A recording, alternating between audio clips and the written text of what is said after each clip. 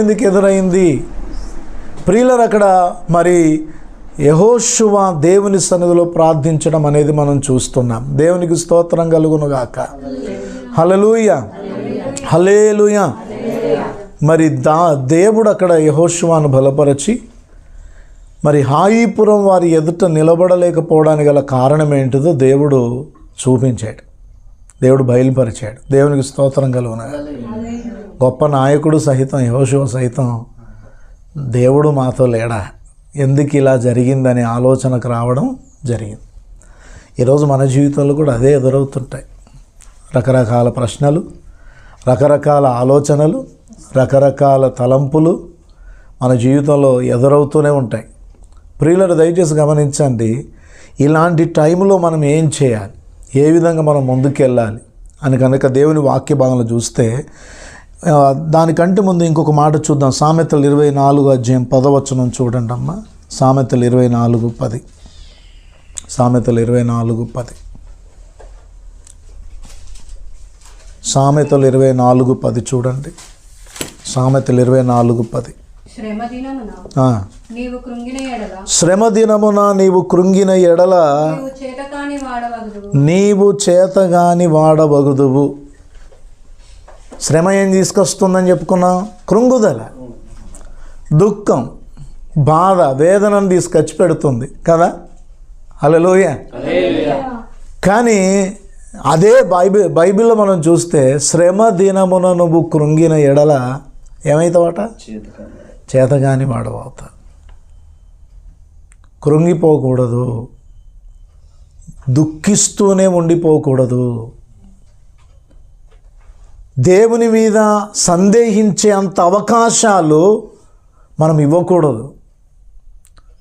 ఒక సముద్రంలో ప్రయాణం చేస్తున్న ఒక పెద్ద దోణి అయినా, పడవ అయినా, ఏదైనా సరే, స్టీమర్ అయినా, అది ఏదైనా సరే, అది మునిగిపోవడానికి చిన్న రంధ్రం పడితే చాలు, చిన్న రంధ్రం పడితే చాలు, ఎంత పెద్దదైనా మునిగిపోతుంది. టైటానిక్ పడవను తయారు చేసిన వాడు అన్నాడట, దేవుని తరం కూడా కాదు దీన్ని ముంచడం, దీన్ని పడగొట్టడం అన్నాడట. హల్లెలూయా. ఆయన అన్న తర్వాత 24 గంటలు కూడా పట్టలేదు. సముద్రంలో ప్రయాణం చేస్తూ కొన్ని మైళ్ళ దూరం వెళ్ళిన తర్వాత ఒక మంచు కొండకు ఢీ కొట్టి ఆ పడవ అక్కడే మునిగిపోయింది. కొన్ని వందల మంది దాంట్లో నీట మునిగిపోయారు, చనిపోవాల్సి వచ్చింది. ఎంతో పెద్ద పడవను చూసి ఏమనుకున్నాడంటే దేవుడు కూడా దీన్ని ముంచలేడు అనుకున్నాడు. మంచు కొండ తాకి రంధ్రం ఏర్పడి సముద్రపు నీళ్లు లోపలికి వచ్చి ఆ పడవను ఏం చేశాయి? ముంచివేశాయి. అమ్మా, నేను బలహీనపరచడానికి, కృంగదీయడానికి, నీ ఆత్మీయతను నీ ఆత్మీయ జీవితంలో నువ్వు దిగజారిపోయేటట్లు చేయడానికి సాతాను తెచ్చే రకరకాల బలహీనమైన చిన్న చిన్న ప్రశ్నలు చాలు నువ్వు బలహీనమైపోవడానికి. అందుకే కృంగుదలకు, నిరుత్సాహానికి, దుఃఖానికి, విచారమునకు, సందేహమునకు, అవిశ్వాసానికి ఏ క్రైస్తవుడు, ఏ విశ్వాసి కూడా చోటు ఇవ్వకూడదు. దేవునికి స్తోత్రం కలుగునుగాక. హల్లెలూయా, హల్లెలూయా. చూడండి, దేవుని వాక్య భాగములు కనుక చూస్తే 107వ కీర్తన 26వ వచనం చూడండి. 107వ కీర్తన 26వ వచనం. 107వ కీర్తన 26వ వచనం. 107వ కీర్తన 26వ వచనం. Thank you lord. యేసు నామములో పవర్ వచ్చునుగా.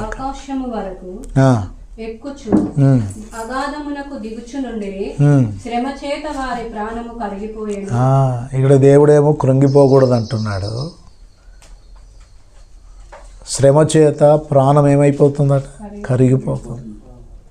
ప్రభువా, నా పరిస్థితులు చూస్తేనేమో భరించజాలనివి, నువ్వేమో నన్నేమో ఏం కాకూడదు అంటున్నావు? కృంగిపోకూడదు అంటున్నావు, వేదనకు గురి కావద్దు అంటున్నావు. ఇలాంటి మాటలు వింటూ ఉంటే చాలా బలమే అనిపిస్తుంది కదా. దేవుడు ఎంత ధైర్యమునిచ్చే మాటలు మాట్లాడుతున్నాడు, బలమునిచ్చే మాటలు మాట్లాడుతున్నాడు అనిపిస్తుంది. కానీ వ్యక్తిగత జీవిత పరిస్థితులను చూస్తున్నప్పుడు చాలా వేదన గురి చెంది 100 మందికి 1000 మందికి ధైర్యం చెప్పేవాడు కూడా ఏమైపోతాడు చెప్పండి? శ్రమ దినమని ఏమైపోతాడు? కృంగిపోతూ ఉంటాడు. అందుకే మనం ఏం చేయాలి చెప్పాలా? దేవుని వాక్య భాగంలో 77వ కీర్తన చూడండి. 77వ కీర్తనలో మరొక మాట ఉంటుంది.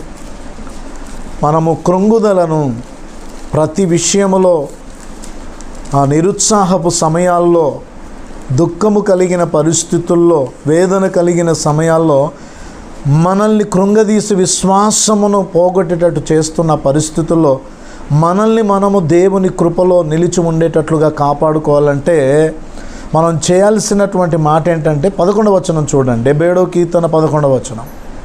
యెహోవా చేసిన కార్యములను పూర్వము జరిగిన నీ ఆశ్చర్య కార్యములను నేను మనస్సునకు తెచ్చుకుంది. ఇది చేయాలి నువ్వు. అమ్మా ఏం చేయాలి? బాధ, శ్రమ, దుఃఖము, వేదన కలిగినప్పుడు ఏం చేయాలి? వెంటనే మనకు మాంత్రికులు గుర్తుకు రావద్దు, శోధకులు గుర్తుకు రావద్దు, దుష్ట మనుషులు ఇదంతా వారి పని అనేది ఇది గుర్తు తెచ్చుకోవద్దు. మనం ఏది గుర్తు తెచ్చుకోవాలి? వాక్యమును గుర్తు తెచ్చుకోవాలి. మనకు కీడు చేసే వ్యక్తులను కాదు, మనకు విరోధంగా పనిచేస్తున్న వ్యక్తులను కాదు, మన బలహీనతలను కాదు, మనము తాళలేనటువంటి సమస్యలు ఎదుర్కొంటున్న వాస్తవమే, వాటిని కాదు, మనము దేవుని కార్యములను జ్ఞాపకం తెచ్చుకోవాలి. అక్కడ ఏమంటున్నాడు? పూర్వము